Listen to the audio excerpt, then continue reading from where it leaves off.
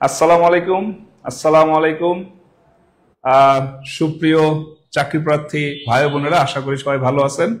আমরা আজকে আবার আরেকটি রিসেন্ট টকের আরেকটি এপিসোড নিয়ে এসেছি আপনাদের সামনে, এবং আমাদের আজকে আমরা আলোচনা করব রিসেন্ট টকের বিভিন্ন বিষয় নিয়ে এবং সাম্প্রতিক সময়ে ঘটে যাওয়া বিভিন্ন ঘটনা নিয়ে, যেটা পরবর্তীতে বিভিন্ন চাকরি পরীক্ষা আপনার জন্য খুবই গুরুত্বপূর্ণ।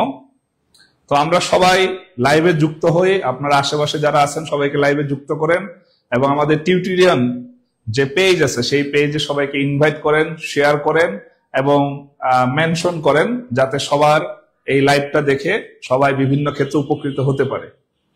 তো আমরা শুরু করব। শুরু করার আগে আমার সাউন্ড সিস্টেম ঠিক আছে কিনা, ক্লিয়ারলি শোনা যাচ্ছে কিনা একটু জানান, এবং কে কোন জেলা থেকে আপনারা যুক্ত হয়েছেন সেই সাথে আজকে আমরা একটু দেখতে চাচ্ছি আপনারা কে কোন বিশ্ববিদ্যালয় থেকে অথবা জাতীয় বিশ্ববিদ্যালয় অধিভুক্ত কে কোন কলেজ থেকে আমাদের আজকে লাইভে আপনারা যুক্ত হয়েছেন, এটা একটু আমাদের কমেন্টে জানান।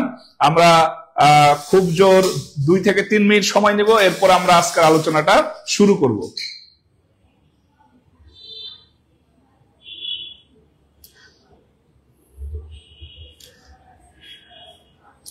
সবাই একটু কমেন্টে জানান কে কোন বিশ্ববিদ্যালয় কলেজ থেকে যুক্ত হয়েছেন, কে কোন জেলা থেকে যুক্ত হয়েছেন।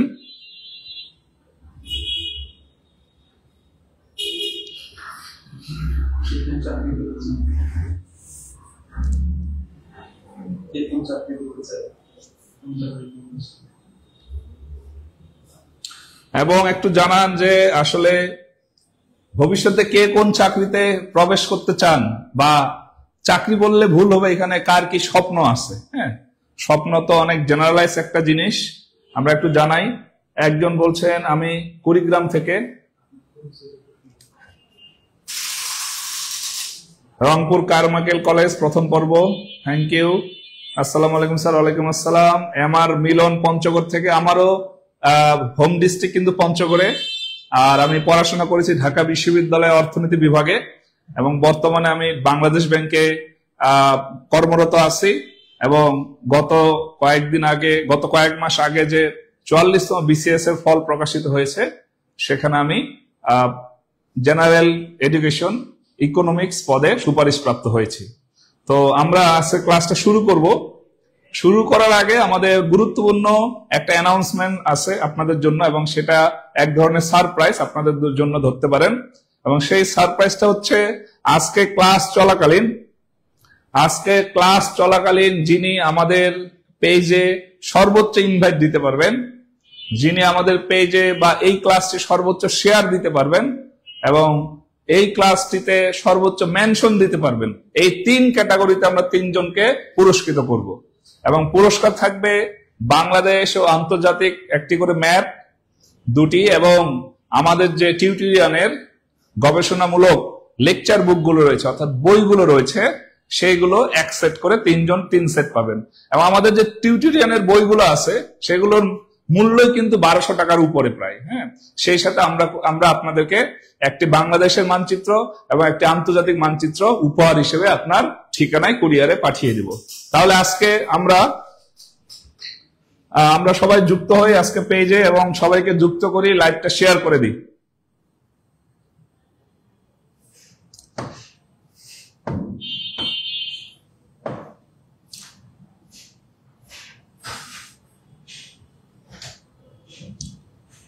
তো আজকে আমরা 3 ধরনের পুরস্কার আপনাদেরকে দিব। সারপ্রাইজ দিব, এবং সারপ্রাইজ থাকবে 3 ধরনের। 1 নাম্বার হচ্ছে গিয়ে সর্বোচ্চ শেয়ারকারী। 2 নাম্বার থাকবে হলো সর্বোচ্চ ইনভাইট দাতা, যিনি সর্বোচ্চ ইনভাইট দিবেন। এবং 3 নাম্বার হলো সর্বোচ্চ মেনশনকারী।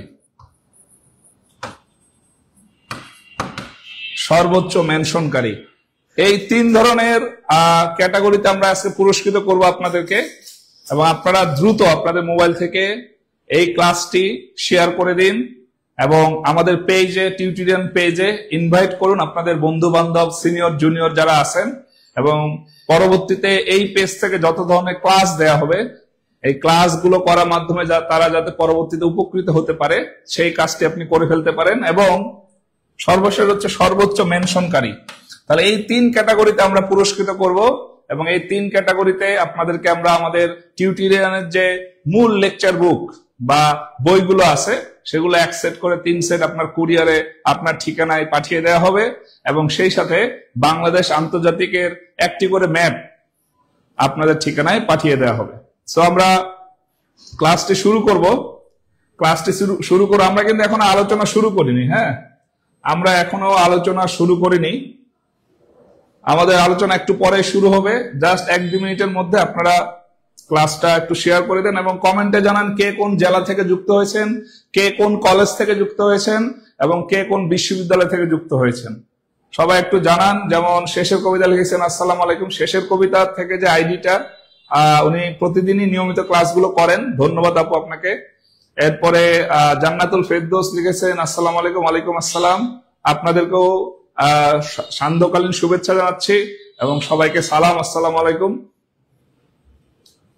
হ্যাঁ, আলহামদুলিল্লাহ, আলহামদুলিল্লাহ আমি ভালো আছি। এরপর আরেকজন লিখেছেন কুড়িগ্রাম থেকে, কুড়িগ্রাম আলিয়া কামিল মাদ্রাসা থেকে, ধন্যবাদ, আপনি যুক্ত হয়েছেন আমাদের সাথে এবং আপনি মাদ্রাসায় পড়েও যে এই ক্লাসে যুক্ত হচ্ছেন বা চাকরির পড়াশোনায় আপনি মনোযোগী হয়েছেন, এটা খুবই আমাদের জন্য উৎসাহ ব্যঞ্জক। এবং এমএসটি রূপা খাতুন লিখেছেন শেয়ার ডান, থ্যাংক ইউ। এভাবে আপনারা একটু মেনশন করে দিন, একটু কমেন্টে @ লিখে হাইলাইটটা একটু লিখুন এবং মেনশন করুন, সাথে একটু শেয়ার করে দিন যাতে ক্লাসটি পরবর্তীতে অন্যদের উপকারে আসে।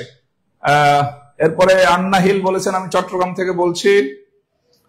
অনেকে যুক্ত হয়েছেন শেষের কবিতা। তারপরে এর পরবর্তীতে রয়েছে কুলসুম বেগম, 3টি শেয়ার দান, থ্যাংক ইউ সো মাচ। তারপরে এমএসটি ময়না, আসসালামু আলাইকুম। স্যার ওয়ালাইকুম আসসালাম। সুলতানা রাজিয়া বলেছেন নলিতাবাড়ি, শেরপুর। আজকের ক্লাসে কিন্তু ছেলেদের চেয়ে মেয়েদের অংশগ্রহণ বেশি দেখতেছি।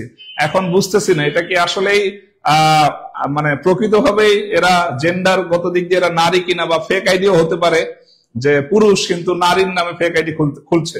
কিন্তু সত্যিকার অর্থে আছে ক্লাসে যারা কমেন্ট করছেন এখানে নারী চাকরি প্রার্থীর সংখ্যা বেশি এবং কমেন্টধারীর সংখ্যা বেশি।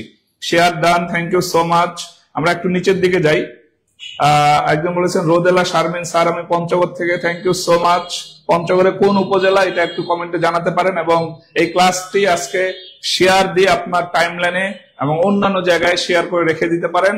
সেই সাথে আমাদের যে টিউটোরিয়াল পেজ আছে সেইখানে যিনি সর্বোচ্চ ইনভাইট দিতে পারবেন তাদেরকে আমরা পুরস্কৃত করব এবং আজকে সারপ্রাইজ কিন্তু এই 3টা।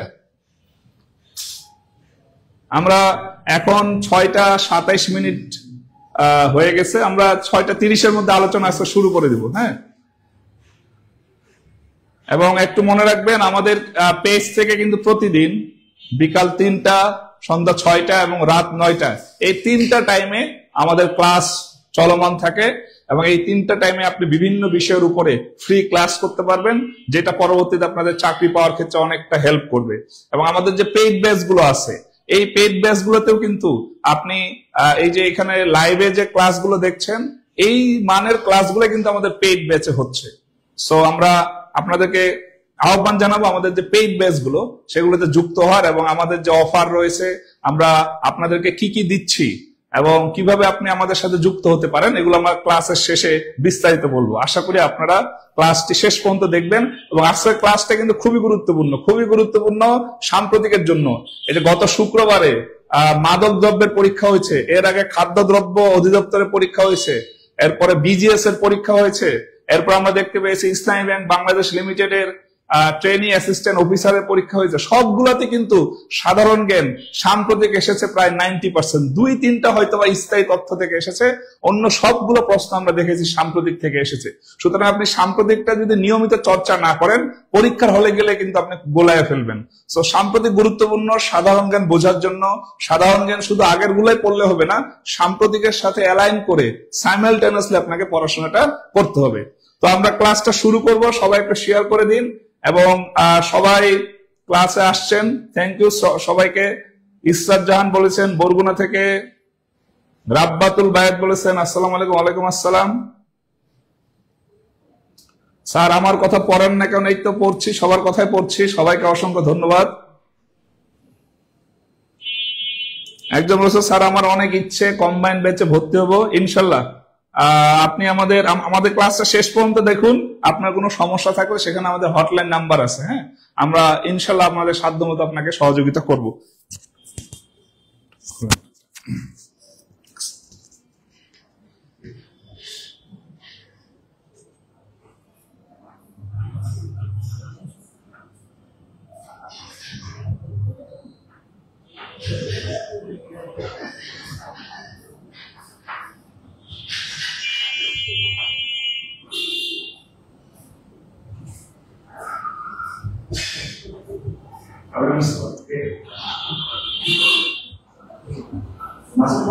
যাচ্ছে না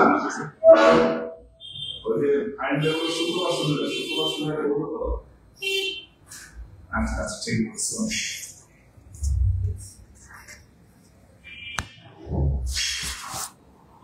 সো আমরা শুরু করব এখনই, যেহেতু 6:30 বেজে গেছে। স্যার আমি গাইবান্ধা পলাশবাড়ি থেকে দেখছি। খাদিজা আক্তার, হ্যাঁ আমরা যখন উত্তরবঙ্গে যাই তখন কিন্তু আমাদের গাইবান্ধা পলাশবাড়ি হয়ে যেতে হয় এবং পলাশবাড়িতে আমার একটা স্মৃতি আছে। সেটা হচ্ছে পলাশবাড়িতে থেকে একটু দূরে 1 কিলোমিটার দূরে একটা বাজার আছে। সেখানে গিয়ে আমি একদিন গুড়ের জিলাপি খেয়েছিলাম এবং সেই স্মৃতিটা আমার সারা জীবন মনে থাকবে। অথেন্টিক গুড়ের জিলাপি আমি পলাশবাড়ির পাশে একটা বাজার আছে, বাজারটার নাম আমি ভুলে গেছি, সেখানে খেয়েছিলাম এবং সেই স্মৃতি কিন্তু এখনো আমার চোখের সামনে ভাসে। হ্যাঁ, আমরা ক্লাসটা শুরু করব। গাইবান্ধা থেকে অনেকে যুক্ত হয়েছেন, গাইবান্ধা শহরে অনেক গিয়েছি, পৌর পার্কে। তো আমরা ক্লাসটা শুরু করব। সো ক্লাসটা শুরু করার আগে আবারও বলছি, আমাদের আজকে এই ক্লাসটি যিনি সর্বোচ্চ শেয়ার করবেন, সর্বোচ্চ ইনভাইট দিবেন আমাদের পেজে, এবং এই ক্লাসটিতে যিনি সর্বোচ্চ মেনশন করবেন, এরকম 3 জনকে আমরা পুরস্কৃত করব। আবার পরবর্তীতে যখন লাইভ ক্লাস হবে, আবার আমাদের অন্য ভিন্ন আঙ্গিকে বিভিন্ন ধরনের পুরস্কার আপনাদের জন্য থাকবে টিউটোরিয়াল পেজের পক্ষ থেকে, টিউটোরিয়াল পরিবারের পক্ষ থেকে। সুতরাং সবাই একটু ইনভাইট করুন, শেয়ার করে দিন এবং মেনশন করে দিন আপনাদের আশেপাশের মানুষগুলোকে, যারা পরবর্তীতে উপকৃত হতে পারে। তো আমরা আজকে আলোচনা শুরু করব। একজন বলেছেন গোলাম রব্বানী শহীদ আবু সাইদের পাশের গ্রাম থেকে, ধন্যবাদ আপনাকে। হাজেরা খাতুন বলেছেন শেয়ার ডান। ওবায়দুর রহমান বলেছেন রংপুর থেকে, থ্যাংক ইউ সবাইকে অসংখ্য ধন্যবাদ। আমরা আমাদের আজকে ক্লাসটি শুরু করব। তো আজকে যেহেতু সাম্প্রতিক আলোচনাগুলো আমরা শুনবো এবং আমরা চেষ্টা করব খাতা কলম নিয়ে বসার এবং এগুলো নোট করব। নোট করার পরে আমাদের কিন্তু টিউটোরিয়াল পেজের একটা অফিসিয়াল একটা গ্রুপ আছে, টিউটোরিয়াল অফিসিয়াল গ্রুপ। এই গ্রুপে আপনি কিন্তু এটা শেয়ার করতে পারেন। এই যে আপনি খাতায় নোট করলেন, সেই নোটের ছবিগুলো তুলে আমাদের যে গ্রুপ আছে সেখানে আপনি শেয়ার করতে পারেন এবং সেটা সবাই যখন দেখবে আপনি নিজে থেকে উৎসাহিত হতে পারবেন এবং এই জিনিসটা আমাদেরও এবং পাশাপাশি আমাদের যারা স্টুডেন্ট আছে সবার উপকারে আসবে। আমরা ক্লাসটা শুরু করি।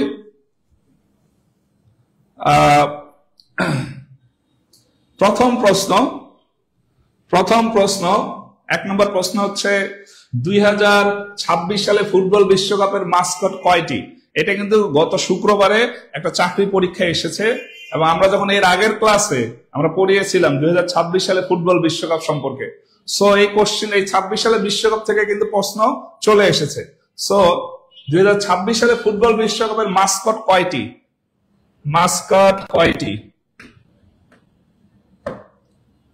এখানে আছে মাস্কট কয়টি। মাস্কট মানে কি এটা আগে আমাদের জানতে হবে।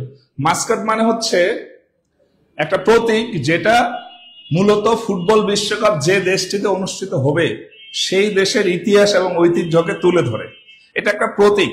সেটা হতে পারে একটা পশুর প্রতীক, সেটা হতে পারে একটা গাছের প্রতীক, সেটা হতে পারে ওই দেশের কোনো সংস্কৃতির ভিন্ন ধারার কোনো প্রতীক। যেই প্রতীকটা মূলত ওই দেশের সাহিত্য সংস্কৃতি বা ওই দেশের জীবনধারাকে রিপ্রেজেন্ট করতে পারে। এই জন্য যেই দেশে বিশ্বকাপ ফুটবল হবে সেই দেশের গুরুত্বপূর্ণ একটা সংস্কৃতির সাথে যুক্ত বা তাদের জীবনধারার সাথে যুক্ত কোনো কিছুকে প্রতীক হিসেবে এনে এবং সেটাকে বিশ্বের মাঝে তুলে ধরার জন্য একটা বলতে পারেন আপনি একটা কার্টুন অথবা একটা মুখোশধারী মানুষ অথবা একটা মুখোশধারী পশুকে বানিয়ে এই প্রতীকটাকে মূলত তারা বিশ্বকাপে রিপ্রেজেন্ট করার চেষ্টা করে, যেটার মাধ্যমে ওই দেশের সবকিছুকে রিপ্রেজেন্ট করা যায়। এই জিনিসটাকে বলে মাস্কট। হ্যাঁ, সো মাস্কট আপনারা দেখেছেন বিভিন্ন বিশ্বকাপে, দেখবেন যে মুখোশ পরে অনেকে কেউ বিভিন্ন ধরনের পশু পাখি সেজে মাঠে আসে, এগুলোই মূলত মাস্কট। তো 2026 সালের যে ফুটবল বিশ্বকাপ, এখানে মাস্কট হচ্ছে তিনটা। মাস্কট তিনটা, এখন নামগুলো আসবে যে আসলে নামগুলো কি কি। যেহেতু 2026 সালে বিশ্বকাপ তিনটা দেশে অনুষ্ঠিত হবে, মেক্সিকো, যুক্তরাষ্ট্র এবং কানাডাতে। মেক্সিকো, ইউএসএ এবং কানাডা, এই তিনটা দেশে 2026 সালে ফুটবল বিশ্বকাপ অনুষ্ঠিত হবে এবং এই তিনটা দেশের তিনটা প্রতীক নিয়ে মূলত তিনটা মাস্কট তৈরি করা হয়েছে। যেমন আমাদের কানাডার আছে ম্যাপল, কানাডার ম্যাপল, এরপরে মেক্সিকোর আছে জাগুয়ার, হ্যাঁ জাগুয়ার যেটাকে বলা হয় জাউ, এবং ইউএস এর যে ঈগল পাখি, এই ঈগল পাখির জন্য যে প্রতীক সেটাকে নাম দেয়া হয়েছে ক্লাচ। তাহলে জাউ, ক্লাচ এবং ম্যাপল, এই তিনটা হচ্ছে 2026 সালের ফুটবল বিশ্বকাপের মাস্কট এবং এই তিনটা মাস্কটই মূলত তিনটা দেশকে রিপ্রেজেন্ট করছে। তিনটা দেশে অনুষ্ঠিত হবে এবং 2026 সালে ফুটবল বিশ্বকাপ অনুষ্ঠিত হবে 48টি দেশে। 48টি দেশে অনুষ্ঠিত হবে, 48টি দেশ নিয়ে, দুঃখিত 48টি দেশ নিয়ে, দুঃখিত 48টি দেশ নিয়ে 2026 সালে ফুটবল বিশ্বকাপ অনুষ্ঠিত হবে। হ্যাঁ, সো আমরা দেখলাম যে 2026 সালে ফুটবল বিশ্বকাপের মাস্কট হচ্ছে তিনটা। এই তিনটা হচ্ছে ওই তিনটা দেশের প্রতীক। যেমন কানাডার হচ্ছে ম্যাপল, আমরা বলি ম্যাপল পাতার দেশ। হ্যাঁ, এরপরে ইউএস এর হচ্ছে ক্লাচ, ক্লাচটা দিয়ে মূলত বোঝানো হয় আপনার ঈগল পাখিকে, এবং মেক্সিকোর জাগুয়ার, বাঘের মতো ক্ষিপ্র গতির একটা পশু আছে, এটাকে বলে জাগুয়ার। এই জাগুয়ার থেকে নেওয়া হয়েছে জাউ, ক্লাচ এবং ম্যাপল। আপনারা একটু কমেন্টে জানান এই তিনটা নাম একটু আপনারা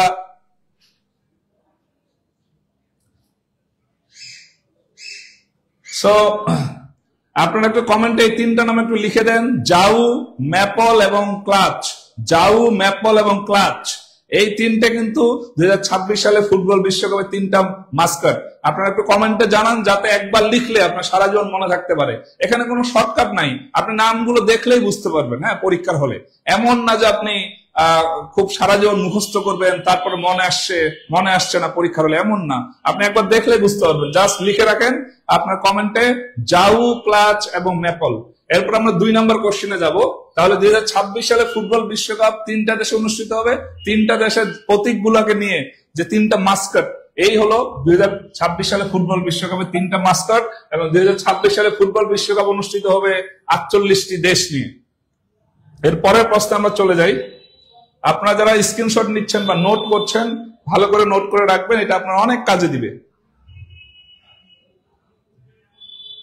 2 নম্বর প্রশ্ন, G20 সদস্য দেশ কয়টি? সবাই একটু কমেন্টে জানান, G20 সদস্য দেশ কয়টি? হ্যাঁ, G20 সদস্য দেশ কয়টি?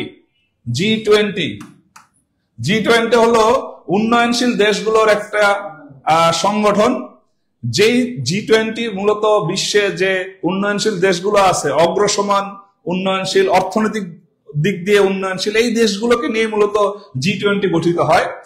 সবচেয়ে মজার ব্যাপার হচ্ছে G20 কোনো সদর দপ্তর নেই, সদর দপ্তর নেই। G20 দেশগুলোর কোনো সদর দপ্তর নেই। এখন G20 সদস্য দেশ কয়টি, এটা কে বলতে পারবেন? G20 সদস্য দেশ কয়টি? সবাই কমেন্ট করছেন, ধন্যবাদ, অসংখ্য ধন্যবাদ আপনাদের। আপনারা সেই সাথে একটা ইনভাইট করে দিবেন, শেয়ার করে দিবেন।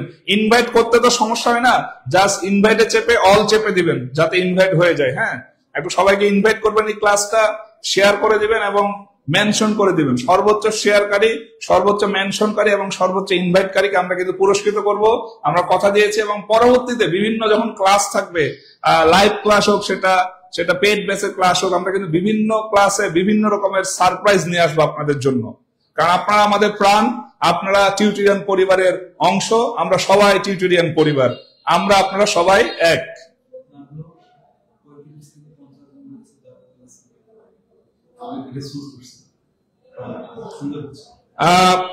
আপনারা এখানে সবাই ভুল আনসার করছেন, হ্যাঁ সবাই ভুল আনসার করছেন, দুই একজন বাদে ভুল হতে পারে, কিন্তু আমরা সঠিকটা জানার চেষ্টা করব।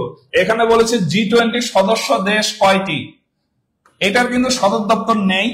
G20 হলো উন্নয়নশীল অর্থনৈতিক যে দেশগুলো আছে পৃথিবীতে, এই দেশগুলো একটা সংগঠন। তো অর্থনৈতিক যে বিভিন্ন কর্মকাণ্ড এবং অর্থনৈতিক যে সহযোগিতা পারস্পরিক বিভিন্ন দেশের মধ্যে, এই কাজগুলো তারা করে থাকে। এখন আপনারা যেটা করেছেন, এখানে বলেছে আমি G20 সদস্য দেশ কয়টি, সবাই বলছেন 21টি, কিন্তু 21টি না। এখানে একটু মনে রাখবেন, G20 সদস্য যখন বলবে সদস্য তখন হবে 21টি, কিন্তু যখন বলবে সদস্য দেশ তখন হবে 19টি। আপনারা সবাই 21টি আনসার করেছেন। আমি কিন্তু এখানে বলেছি G20 সদস্য দেশ কয়টি, সদস্য দেশ 19টি, কিন্তু মোট সদস্য হলো আপনার 21টি। তাহলে বাকি দুইটা কারা এরা? হ্যাঁ, এই যে 19টা যে দেশ রয়েছে তার সাথে দুইটা সংস্থা রয়েছে, দুটি সংস্থা। একটা হচ্ছে আফ্রিকান ইউনিয়ন, AU বলা হয়, আর একটা হচ্ছে ইউরোপীয় ইউনিয়ন, EU বলা হয়। তাহলে দুইটা সংস্থা সাথে 19টা দেশ, এ হলো মোট 21টা সদস্য। যদি বলে G20 সদস্য দেশ কয়টি, তখন হবে হচ্ছে 19টি। আর যদি বলে G20 সদস্য কয়টা, তখন হবে 21টা। সো এই দুইটা জিনিস মনে রাখবেন, এটা কিন্তু খুব কনফিউজড একটা জিনিস। আমরা G20 মানে মনে করি 21টা না। আপনাকে সদস্য দেশ বলেছে নাকি শুধু সদস্য বলেছে, এটা একটু পরীক্ষার হলে খেয়াল রাখবেন। এবং 4টা অপশন ভালো করে পড়ে এবং প্রশ্নটা ভালো করে পড়ে তারপর আনসার করার চেষ্টা করবেন। যে অনেকে এখন লিখছেন খুব সুন্দর, সদস্য 21টি এবং সদস্য দেশ হলো 19টি। গুড। তাহলে এখানে আমাদের দুইটা সংস্থা আছে। G20 একটা সংস্থা, আবার এই সংস্থারই দুইটা সংস্থা সদস্য হয়েছে। হ্যাঁ, খুবই ইন্টারেস্টিং একটা বিষয়। একটা হচ্ছে আফ্রিকান ইউনিয়ন। আমরা জানি যে আফ্রিকা মহাদেশের যে 55টা দেশ আছে, 54টা দেশ স্বাধীন, সেই সাথে আরেকটা দেশকে নিয়ে তারা 55টা দেশ নিয়ে আফ্রিকান ইউনিয়ন গঠিত, 55টি দেশ। আর ইউরোপীয় ইউনিয়নের হলো সদস্য রাষ্ট্র হলো আপনার 27টি। ইউরোপ মহাদেশের 27টি দেশ নিয়ে ইউরোপীয় ইউনিয়ন গঠিত, সর্বশেষ হলো ক্রোয়েশিয়া। মনে রাখবেন। তাহলে আমরা দেখলাম যে G20 সদস্য দেশ হলো 19টা, আর যদি বলে টোটাল সদস্য কয়টা, তখন হবে হলো 21টা। মনে রাখবেন। খুবই কনফিউজড একটা কোশ্চেন। একদম বলেছেন জি স্যার এটা ভুল হয়। হ্যাঁ, ভুল হয়, এই জন্য আমরা বারবার প্র্যাকটিস করবো, পুরো প্রশ্নটা ভালো করে পড়বো, 4টা অপশন দেখে আনসার করবো। আপনারা দেখেন এখানে আমি বলেছি G20 সদস্য, অনেকে পরীক্ষার হলে এই সদস্য পর্যন্ত গিয়ে যখনই দেখবে 21, এটা কিন্তু তারা খাবলা দিয়ে ধরে একবার আনসার করে চলে আসে। কিন্তু এই যে গ নাম্বার 19, সে আপনাকে ডাকবে, কিন্তু ততক্ষণে আপনি ক নাম্বার আনসার করে ফেলেছেন, ততক্ষণে গেম ওভার। সো আপনাকে 4টা অপশন ভালো করে পড়তে হবে, প্রশ্নটা ভালো করে পড়তে হবে। পরীক্ষার হলে আপনি সাইকোলজিক্যালি সাউন্ড কিনা, মনস্তাত্ত্বিক ভাবে আপনি আসলে ঠিক আছেন কিনা, পরীক্ষার হলে আপনার মানসিকতা ঠিক আছে কিনা, আপনার ব্রেন ঠিক আছে কিনা, এটাও কিন্তু এক ধরনের পরীক্ষা। ঠিক আছে, শুধু আপনি 100টা MCQ গিয়ে দাগায় আসলেন, হ্যাঁ, মনে করলেন যে আমার তো 70-এর উপর থাকবে বা 80-র উপরে থাকবে, এভাবে ভাবলে চলবে না। আপনি পরীক্ষার হলে কতটুকু পারফর্ম করতে পেরেছেন, এটা সবচেয়ে বেশি গুরুত্বপূর্ণ। সো আমরা পরের কোশ্চেনে চলে যাই। আশা করি এখানে কোনো প্রশ্ন নাই, আপনারা প্রশ্ন করবেন। পরের প্রশ্নটা 3 নাম্বার প্রশ্নটা আমরা একটু আনসার করার চেষ্টা করি। 3 নাম্বার প্রশ্নটা হলো, ইউনেস্কো বাংলাদেশের কোন বিষয়টি স্বীকৃতি দেয়নি? ইউনেস্কো এটা জাতিসংঘের একটি বিশেষায়িত সংস্থা। এই ইউনেস্কো বাংলাদেশের কোন এবং সাম্প্রতিককালে এটা নিয়ে কিন্তু বারবার প্রশ্ন আসছে। আপনারা একটু আনসার করার চেষ্টা করুন এবং সেই সাথে আপনাদের বন্ধুদের মেনশন করে দিন। হ্যাঁ, একজন মৃত্তিকা মির্জা বলেছেন আবেগ কাজ করা যাবে না, রাইট। পরীক্ষার হলে কোনো আবেগ কাজ করা যাবে না। হ্যাঁ, পরীক্ষার হলে কাজ করতে হবে আপনার বিবেক দিয়ে। হ্যাঁ, আবেগ থাকতে হবে, যে না কনফিডেন্স থাকতে হবে, যে ওই চাকরির প্রতি আপনার আবেগ থাকতে পারে, কিন্তু কম্পিটিশনের জায়গায় যদি আপনি আবেগ দেখিয়ে ফেলেন, বিবেকটাকে কাজে না লাগান, আপনার রেশনালিটি কাজে না লাগান, আপনি কিন্তু ধরা খেয়ে যাবেন, আপনার জায়গা আরেকজন এসে দখল করে ফেলবে। সো এই প্রশ্নটার আমরা একটু আনসার করার চেষ্টা করি। ইউনেস্কো বাংলাদেশের কোন জিনিসটি স্বীকৃতি দেয়নি, সবাই একটু জানাই।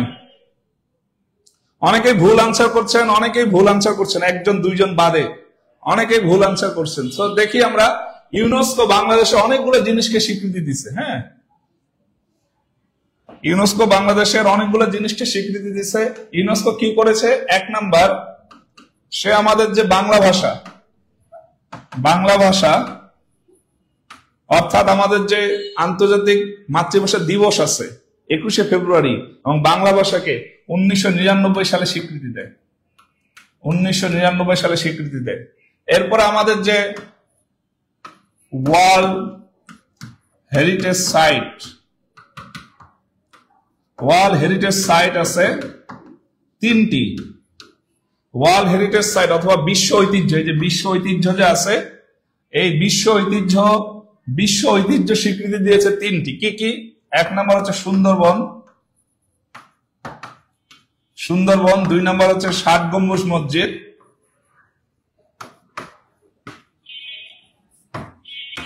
এবং 3 নাম্বার হচ্ছে সোমপুর বিহার।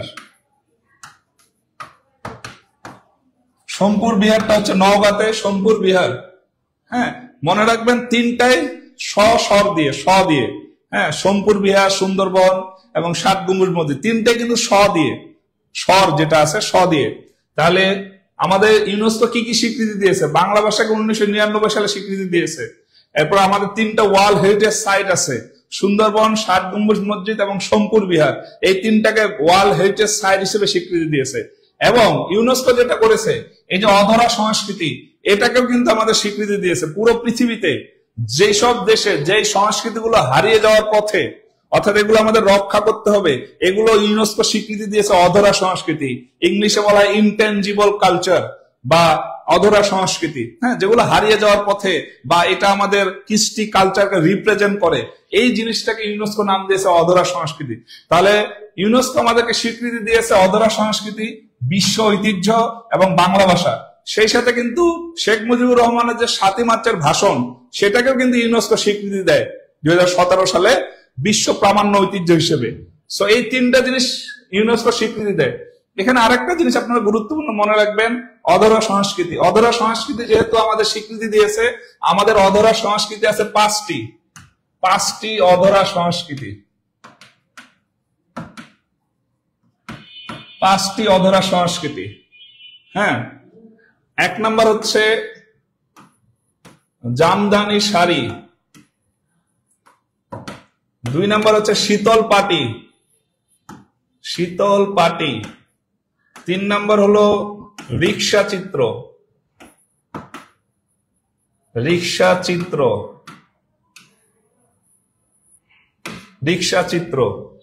4 নাম্বার হচ্ছে বাউল গান, 5 নাম্বার হলো মঙ্গল শোভাযাত্রা।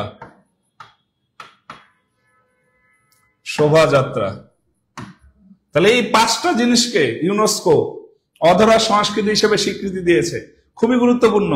এবং অধরা সংস্কৃতি এবং জিআই পণ্যের মধ্যে আমরা কিন্তু প্যাচ লাগায় ফেলি। তাহলে মনে রাখবেন, ইউনেস্কো যে জিনিসগুলোকে স্বীকৃতি দিয়েছে সেগুলো কি কি? অধরা সংস্কৃতি, বিশ্ব ঐতিহ্য, যেগুলো ওয়ার্ল্ড হেরিটেজ সাইট আছে বাংলাদেশে, এবং আমাদের বাংলা ভাষা, এগুলোকে ইউনেস্কো স্বীকৃতি দিয়েছে। কিন্তু জিআই পণ্যের স্বীকৃতি কখনো ইউনেস্কো দেয় না। এটা কে দেয় আমরা একটু পরে দেখবো। তাহলে এখানে দেখেন, আমাদের 3টা ওয়ার্ল্ড হেরিটেজ সাইট আছে, 3টাই দিয়ে, সুন্দরবন, সোমপুর বিহার এবং 7 গম্বুজ মসজিদ। এরপর আমাদের যে বাংলা ভাষা আছে, বাংলা ভাষাকে 99 সালে স্বীকৃতি দেওয়া হয়। এখানে সুন্দরবনের সালটা মনে রাখতে পারেন 1997। 97 সুন্দরবন, 99 বাংলা ভাষা, এইভাবে মনে রাখবেন। 97 সুন্দরবন এবং 99 বাংলা ভাষা। আর আমাদের যে 5টা অধরা সংস্কৃতি আছে, জামদানি শাড়ি, শীতল পাটি, রিক্সা চিত্র, বাউল গান এবং মঙ্গল শোভাযাত্রা। এই পাঁচটা কিন্তু আমাদের অধরা সংস্কৃতি। সর্বশেষ যেটাকে স্বীকৃতি দেওয়া হয় সেটা হচ্ছে রিক্সা চিত্র। পাঁচটি অধরা সংস্কৃতির মধ্যে সর্বশেষ হলো রিক্সা চিত্র। এখন আমরা যদি দেখি তাহলে ইউনেস্কো কোনটা স্বীকৃতি দিচ্ছে না?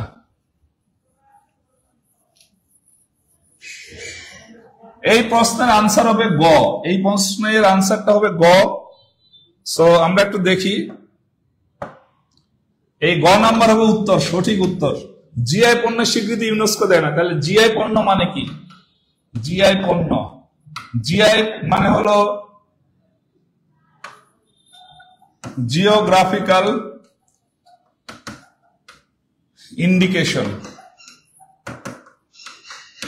জিওগ্রাফিক্যাল ইন্ডিকেশন অর্থাৎ একটা ভৌগোলিক অঞ্চল বা দেশকে আমরা কিভাবে চিনবো, চেনার যে উপায়, এই উপায় খুঁজতে গিয়ে ওই ভৌগোলিক অঞ্চলে কিছু প্রোডাক্ট থাকবে। হ্যাঁ, যেমন আমরা বলি যে কুমিল্লার রসমালাই, টাঙ্গাইলের চমচম, বাংলাদেশের ইলিশ। হ্যাঁ, এরকম প্রত্যেকটা দেশে বা প্রত্যেকটা অঞ্চলে কিছু জিওগ্রাফিক্যাল ইন্ডিকেশন আছে, যেটার মাধ্যমে আমরা ওই অঞ্চল বা দেশকে চিনতে পারবো। এগুলোকে বলা হয় ভৌগোলিক নির্দেশক বা জিওগ্রাফিক্যাল ইন্ডিকেশন। এই জিআই পণ্যের স্বীকৃতিটা দেয় মূলত উইপো, WIPO। জাতিসংঘের একটা বিশেষায়িত সংস্থা আছে WIPO, এটা সদর দপ্তর হচ্ছে জেনেভায়। সদর দপ্তর হলো জেনেভায়। আমরা প্রথম ক্লাস আমি বলেছিলাম ডাব্লিউ দিয়ে শুরু হলে যেসব সংস্থার নামের শুরুতে ডাব্লিউ থাকে সেসব সংস্থার সদর দপ্তর মূলত জেনেভায় হয়ে থাকে। তো এটার পূর্ণরূপ হচ্ছে ওয়ার্ল্ড ইন্টেলেকচুয়াল প্রপার্টি অর্গানাইজেশন, বিশ্ব বুদ্ধিভিত্তিক সংস্থা। তো বুদ্ধিভিত্তিক সম্পদ সংস্থা। তো এরা মূলত জিআই পণ্যের স্বীকৃতি দেয়। তো বাংলাদেশের প্রথম জিআই পণ্য জামদানি শাড়ি, জামদানি শাড়ি। 2 নম্বর হচ্ছে ইলিশ মাছ এবং 3 নম্বর হচ্ছে খিরসাপাতি আম। খিরসাপাতি আম, এই তিনটা, প্রথম তিনটা আপনাকে মনে রাখতে হবে। বাংলাদেশের জিআই পণ্য যখন থেকে স্বীকৃতি দেওয়া শুরু হয়, প্রথম হচ্ছে জামদানি শাড়ি 2016 সালে, এরপরে ইলিশ মাছ, এরপরে খিরসাপাতি আম। তাহলে এখানে একটা ইন্টারেস্টিং বিষয় দেখেন, এখানেও জামদানি শাড়ি আছে, এখানেও জামদানি শাড়ি আছে। অর্থাৎ অধরা সংস্কৃতি এবং জিআই পণ্য দুই জায়গায় কিন্তু জামদানি শাড়ি আছে। এটা খুব খেয়াল করে মনে রাখবেন। তাহলে এই যে প্রশ্নটা, ইউনেস্কো বাংলাদেশের কোন বিষয়টি স্বীকৃতি দেয়নি, এটার আনসার হবে জিআই পণ্য। আর বাকি তিনটা ক্ষেত্রে স্বীকৃতি দেয় ইউনেস্কো। জিআই পণ্যের স্বীকৃতি দিবে WIPO, World Intellectual Property Organization, যেটা সদর দপ্তর হলো জেনেভায়। এটার মূল কাজ হচ্ছে, ধরেন আপনি কোনো কিছু আবিষ্কার করবেন বা উদ্ভাবন করবেন, এই যে আবিষ্কার বা উদ্ভাবন, এটা যাতে নকল করে কেউ চালাতে না পারে, চুরি করতে না পারে আপনার ফর্মুলা, এজন্য আপনাকে বিজ্ঞানী হিসেবে, উদ্ভাবক হিসেবে একটা প্যাটেন্ট রাইট দেওয়া হয়। এই রাইটটা মূলত আন্তর্জাতিক ভাবে দেয় WIPO, World Intellectual Property Organization. সেই সাথে তারা প্রত্যেকটা দেশের জিআই পণ্যগুলোর স্বীকৃতির জন্য কাজ করে। তো আমাদের জিআই পণ্য প্রথম তিনটা হচ্ছে জামদানি শাড়ি, ইলিশ মাছ এবং খিরসাপাতি আম। এখন কিন্তু 60টার উপরে চলে গেছে। তো সর্বশেষটা দেখেন প্রতি মাসে চেঞ্জ হয়। তো সর্বশেষটা আমি যাচ্ছি না, এটা আরো বাড়বে, আমাদের জিআই পণ্য আরো বাড়তে থাকবে। আপনাদের জেলায় খোঁজ নিয়ে দেখবেন, আপনাদের জেলায় বিখ্যাত পণ্যটাকে কিন্তু অলরেডি জিআই পণ্য করা হয়েছে। যেমন ধরেন আপনার বাড়ি যদি নেত্রকোনা হয়, নেত্রকোনার বালিশ মিষ্টি জিআই পণ্য হয়ে গেছে। আপনার বাড়ি যদি হচ্ছে রংপুরে হয়, রংপুরের শতরঞ্জি জিআই পণ্য হয়ে গেছে। আপনার বাড়ি যদি রাজশাহী হয়, রাজশাহী সিল্ক জিআই পণ্য হয়ে গেছে। আপনার বাড়ি যদি টাঙ্গাইলে হয়, টাঙ্গাইলের চমচম জিআই পণ্য হয়ে গেছে। তো প্রত্যেকটা জেলার জিআই পণ্যগুলোকে কিন্তু একত্রিত করা হচ্ছে।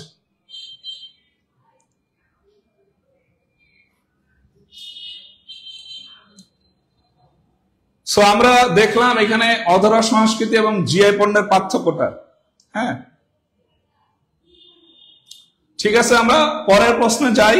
আপনারা একটু নোট করে রাখবেন এবং ক্লাস কেমন হচ্ছে একটু জানাবেন। সেই সাথে আপনাদের যারা বন্ধু বান্ধব আছে তাদেরকে একটু ইনভাইট করে রাখবেন এবং শেয়ার করে রাখবেন তাদের সাথে, এবং মেনশন করে দিতে পারেন আপনাদের বন্ধু বান্ধবদের সাথে। যে আমি সাইড হচ্ছে, আপনারা একটা স্ক্রিনশট দিয়ে রাখেন। এর পরের প্রশ্ন আমরা চলে যাব। এই প্রশ্নটা একটু ট্রিকি, এই প্রশ্নটা একটু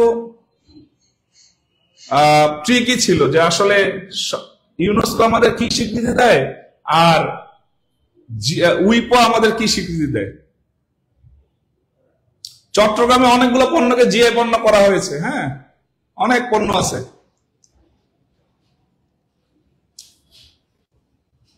ওকে, আমরা এর পরে প্রশ্নে চলে যাই।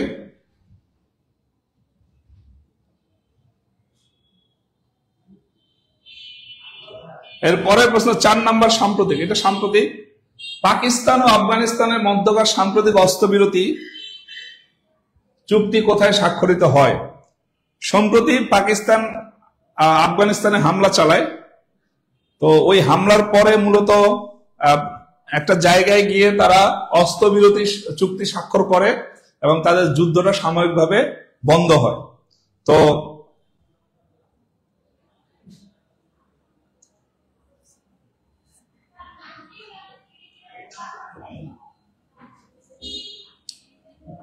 আপনারা একটু আনসার জানান, এই প্রশ্নের উত্তর কি হবে? সাম্প্রতিক সময়ে আফগানিস্তান ও পাকিস্তানের মধ্যে যে অস্ত্রবিরতি সেটা কোথায় স্বাক্ষরিত হয়? হ্যাঁ, অধরা সংস্কৃতি 5টি। পাকিস্তান এবং আফগানিস্তানের মধ্যে মধ্যকার সাম্প্রতিক অস্ত্রবিরতি কোথায় চুক্তি স্বাক্ষর হয়? এটা একটু মনে রাখবেন, কোথায় হয়, এটা খুবই গুরুত্বপূর্ণ। ওকে, আমরা একটু আনসারটা করার চেষ্টা করি। কয়েকদিন আগে পাকিস্তান এবং আফগানিস্তানের মধ্যে অক্টোবর মাসে আপনার একটা হামলা হয়। এই হামলার পরে 19 অক্টোবর 2025 কাতারের রাজধানী দোহায়,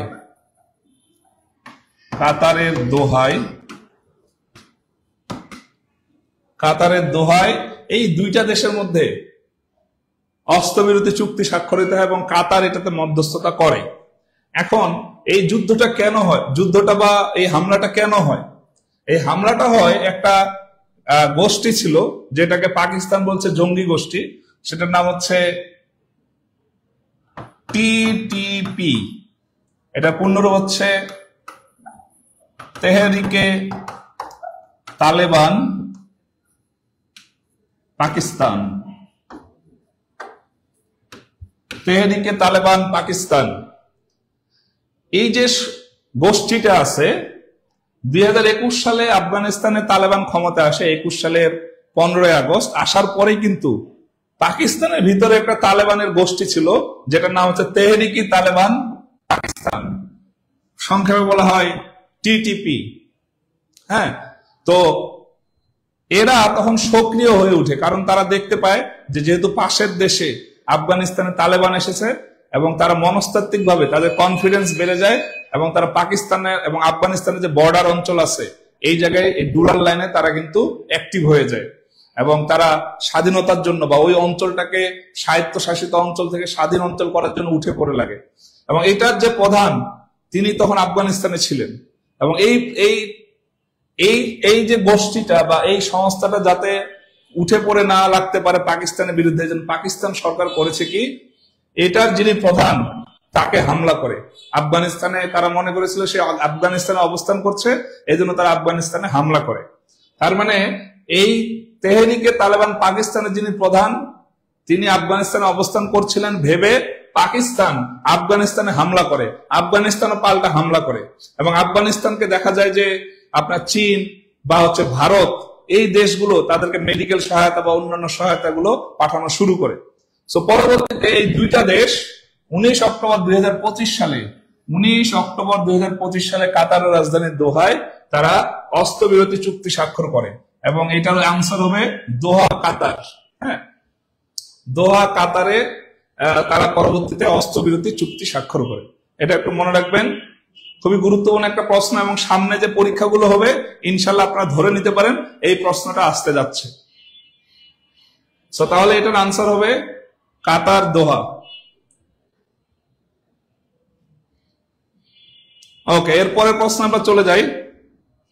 এরপরের প্রশ্ন হচ্ছে 5 নাম্বার, আসিয়ানের 11তম সদস্য কোনটি? আসিয়ান একটা সংস্থা আছে,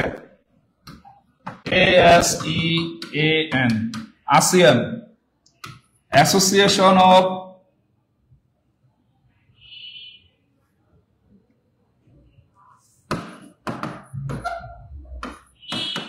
association of south east Asian Nations. দক্ষিণ পূর্ব এশিয়ার যে দেশগুলো আছে আপনারা একটু জানান, এই প্রশ্নের উত্তরটা একটু জানান। আসিয়ানের 11তম সদস্য কোনটি? হ্যাঁ, দক্ষিণ পূর্ব এশিয়ার যে দেশগুলো আছে, দক্ষিণ এশিয়ার পরে দেখবেন মিয়ানমার থেকে শুরু করে অস্ট্রেলিয়ার উপর পর্যন্ত এই যে 11টা দেশ আছে, এই 11টা দেশ নিয়ে একটা সংস্থা গঠিত যেটার নাম হচ্ছে আসিয়ান। আসিয়ানের সদর দপ্তর হচ্ছে জাকার্তায়। জাকার্তায় অবস্থিত এটা সদর দপ্তর, এবং এটা 1967 সালে প্রতিষ্ঠিত হয় 1967 সালে। তো এই যে সংস্থাটি, এই সংস্থাটির সদস্য হলো 11টি। এখন আমাকে বলতে হবে যে এই সংস্থার যে সদর দপ্তর জাকার্তায়, কিন্তু এই সংস্থার যে 11তম সদস্য সেটা কোনটা? এই 4টা অপশনের মধ্যে কোনটা? সম্প্রতি এই দেশটাকে ইনক্লুড করা হয়। আগে ছিল 10টা দেশ, এখন হয়েছে 11টা। অনেকে ভুল আনসার করছেন, অনেকে সঠিক আনসার করছেন। তো এই প্রশ্নটার আনসার হবে কয়েকদিন আগে মালয়েশিয়ার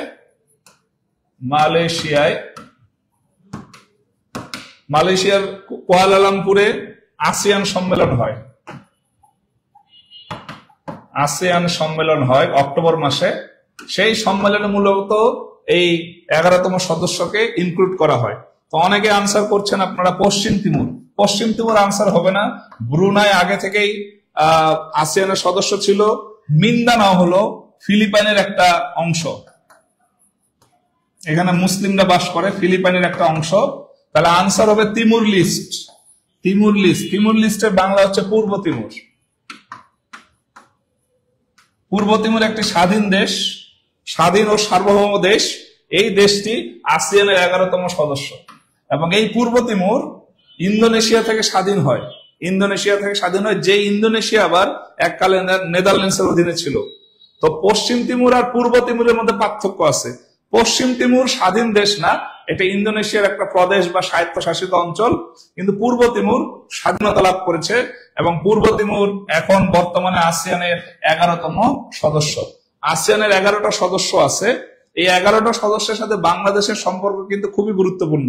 আমাদের এখানে মিয়ানমার আছে, মিয়ানমার আসিয়ানের সদস্য।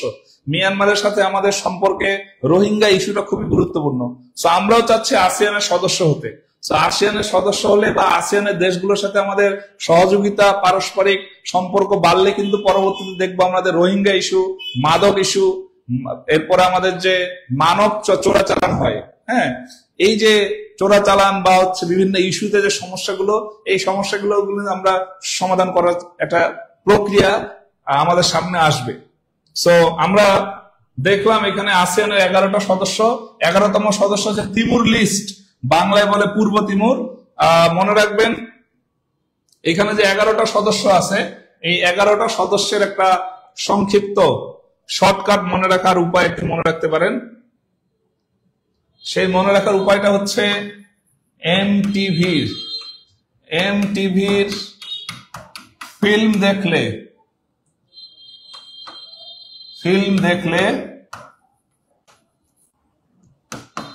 বিসিএস হয় না।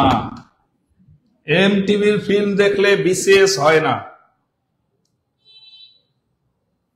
আসিয়ানের যে 11টা রাষ্ট্র আছে, 11টা রাষ্ট্র মনে রাখার উপায়, এমটিভি ফিল্ম দেখলে বিসিএস হয় না, এটা একটু মনে রাখবেন শর্টকাট।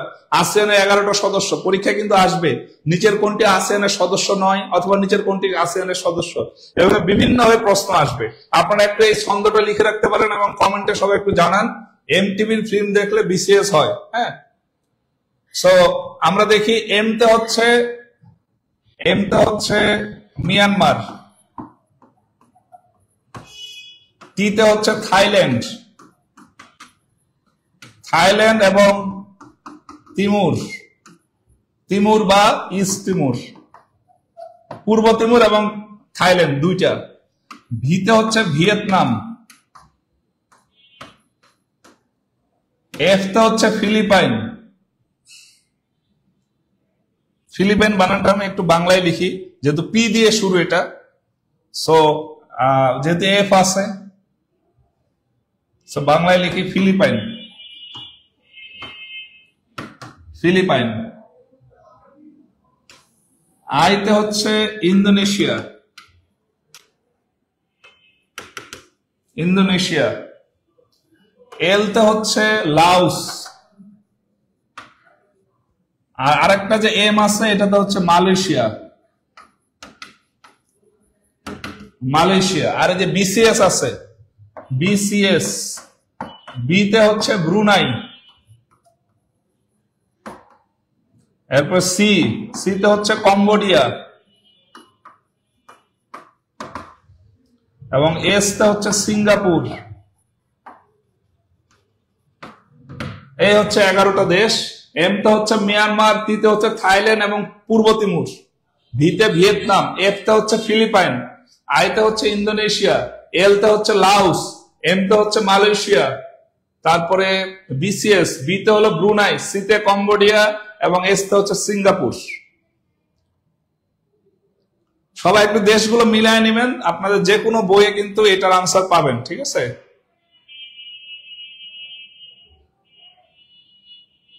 সো এমটিভির ফিল্ম দেখলে বিসিএস হয় না। যে সো আপনারা চাকরি বাকরি পেতে চাইলে অবশ্যই মুভি দেখা বাদ দেন। অতিরিক্ত মুভি বা মোবাইল চালানো যাবে না, মোবাইলকে ভালো কাজে ব্যবহার করবেন।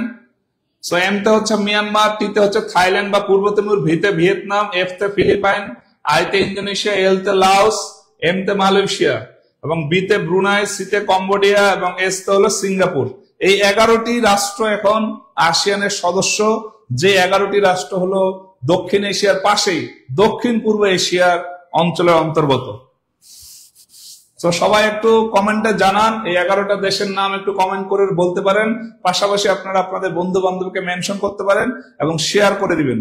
আজকে কিন্তু সর্বোচ্চ যিনি শেয়ার করবেন, সর্বোচ্চ মেনশনধারী, সর্বোচ্চ ইনভাইটধারীকে আমরা পুরস্কৃত করব। এবং আমরা যেহেতু সবাই টিউটোরিয়ান পরিবার, আমরা একই অন্যের মধ্যে যে আন্তরিকতা, ভ্রাতৃত্ববোধ, এটা বাড়ানোর জন্য মূলত এই সারপ্রাইজ পুরস্কারের ব্যবস্থা রেখেছি। সো আমরা পরবর্তী প্রশ্নে চলে যাই।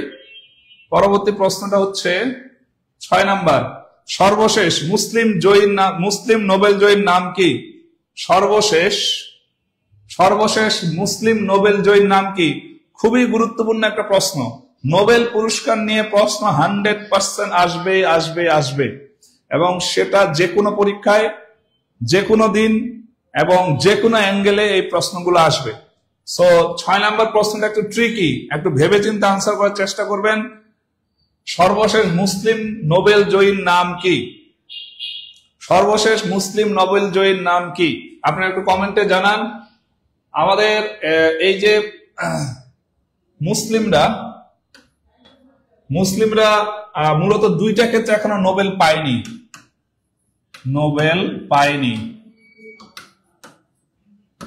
1 নম্বর হচ্ছে অর্থনীতিতে এখনো কোনো মুসলিম নোবেল পায়নি, এবং 2 নম্বর হচ্ছে চিকিৎসা। এই 2টা ক্ষেত্রে মুসলিমরা এখনো নোবেল পায়নি। তো আপনারা একটু জানান যে এখানে সর্বশেষ মুসলিম নোবেল জয়ীর নাম কি? অনেকে ভুল আনসার দিচ্ছেন, আনসারটা হয়নি, অনেকে ভুল আনসার দিচ্ছেন। আপনারা একটু সাবধানে আনসার করেন, হ্যাঁ। আর আপনারা যদি ক্লাসটা ভালো লাগে আপনারা একটু শেয়ার করে রেখে দিন, অনেকের কাজে আসবে। এবং আপনি যখন শুক্রবারে পরীক্ষা দিতে যাচ্ছেন, শুক্রবার এবং শনিবারে কিন্তু বাংলাদেশের চাকরির পরীক্ষাগুলো, মোস্ট অফ দ্য চাকরি পরীক্ষা শুক্রবার শনিবার অনুষ্ঠিত হয়। শুক্রবার শনিবার চাকরি পরীক্ষা যাওয়ার আগে জাস্ট এই ক্লাসটি আপনি যদি একটু কেটে কেটে দেখতে পারেন, তাহলে কিন্তু আপনার জন্য অনেক বড় উপকারে আসবে। এখানে শুধু আমরা সাম্প্রতিক আলোচনা করছি না, কিন্তু সাম্প্রতিকের সাথে রিলেটেড যত কোশ্চিন আছে, টপিক আছে, এগুলো কিন্তু আলোচনা হয়ে যাচ্ছে। তাহলে সর্বশেষ মুসলিম নোবেল জয়ীর নাম কি? আপনারা সবাই ভুল আনসার করছেন, 1-2 বাদে, হ্যাঁ, 1-2 বাদে। দেখেন এখানে নাগিব মাহফুজ, তিনি হচ্ছেন প্রথম সাহিত্যে নোবেল জয়ী মুসলিম। তিনি সাহিত্যে প্রথম নোবেল জয়ী মুসলিম। প্রশ্ন আসবে যে সাহিত্যে নোবেলজয়ী প্রথম মুসলিমের নাম কি? তিনি হচ্ছেন নাগিব মাহফুজ এবং তার বাড়ি হচ্ছে মিশর। উনি মিশরের, তার বাড়ি হলো মিশর। এরপর হচ্ছে হুসাম আবু সাফিয়া, ইনি এটার সাথে সম্পর্কিত না, এটা জাস্ট আমি একটা নাম বানিয়ে দিয়েছি। মালালা ইউসুফজাই, সে হলো 2014 সালে নোবেল পুরস্কার পায় এবং এই মালালা ইউসুফজাই যখন নোবেল পুরস্কার পায় তখন তার সাথে ভারতের একজন আপনার নোবেল পুরস্কার পান। মালালা ইউসুফজাই পাকিস্তানের, আপনারা সবাই জানেন। তার সাথে পায় হচ্ছে কৈলাস সত্যার্থী, তার সাথে পায় হলো কৈলাস সত্যার্থী।